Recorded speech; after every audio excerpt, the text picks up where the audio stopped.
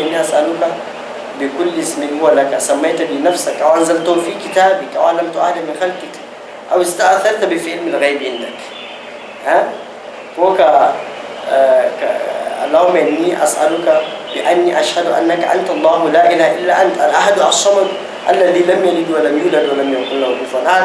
Allah sallallahu alaihi wasallam ya ce mace addu'a da wannan Allah zai karba.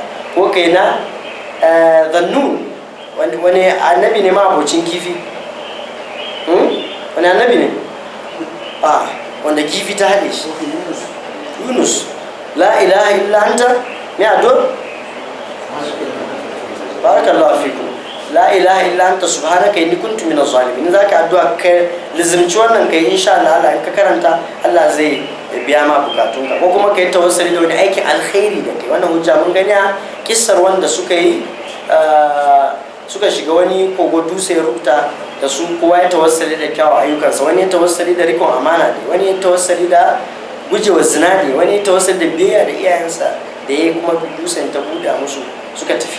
Da fata ka wani sadaka kayi ka roke Allah ka yi tawassuli da shi, amma it's very wrong ka ce ya Allah don daraja annabi Muhammad sallallahu alaihi wasallam ka bayi ka zano albarkan nasa ne kuma ya riga ya tafi, amma in kai yanda ya koyar zaka samu albarka. Da fata ka fahimta.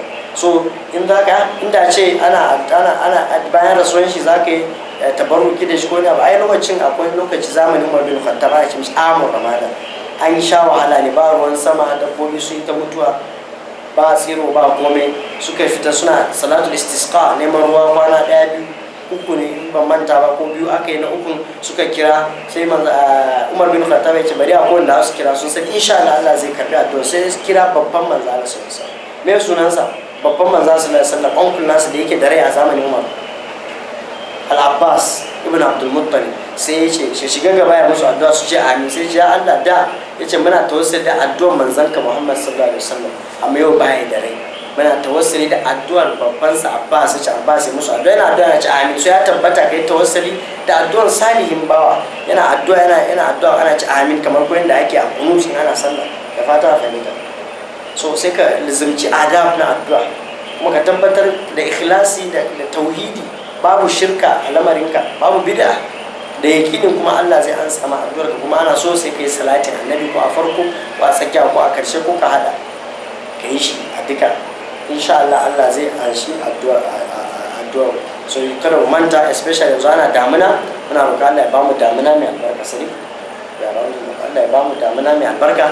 Idan ana ruwan sama wani kada mu manta mu sa kasanmu da garinmu a cikin addu'a. Allah ya kwanzar mana zaman lafiya, ya Allah kawo mana zaman lafiya mai dorewa da Najeriya ma gaba gida da kasan musulmai da ake cikin halin kunci da kakani kaye. A nan kowa yana da bukatunsa, muna roƙa Allah biya kuwa bukatunsa na alkhairi, wanda Allah cika iya mu da malamanmu wanda suka riga mu gidan gaskiya. In ta mu ta zo ma muna roƙa Allah ya sa mu cika da imani, wanda suna neman aure muna roƙa Allah ya sauke musu hanyar neman aure. Duk wanda ya nufaci mu da wani sharri ko kaidi ko sihiri ko cuta muna roƙa Allahumma ikfinihim bima shi'it, Allahumma ikfinahum bima shi'it. Anan za mu takaita abinda mun faɗa dai Allah ya ba mu ladan sa ko kuskure muna roƙa Allah ya gafarta mana. Wa sallallahu alaihi wa baraka ala nabiyina Muhammad. Subhanallahi wa bihamdihi, subhanakallahumma wa bihamdik, nashhadu an la ilaha illa anta nastaghfiruka wa natubu ilayk. Assalamu alaikum wa rahmatullahi.